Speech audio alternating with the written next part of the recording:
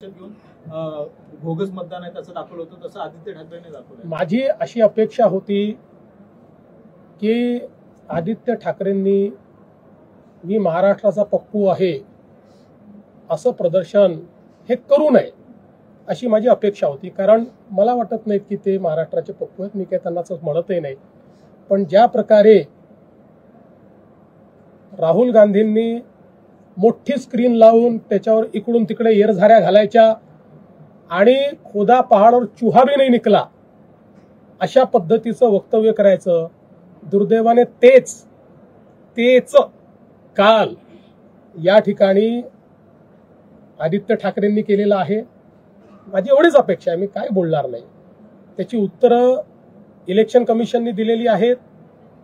त्या संदर्भात election कमिशनने challenge देऊन ते कुठलाही त्या ठिकाणी योग्य पुरावा देऊ शकले नाहीत। त्याच्यामुळे माझी एवढीच अपेक्षा आहे की किमान तुम्ही राहुल गांधी बनू नका।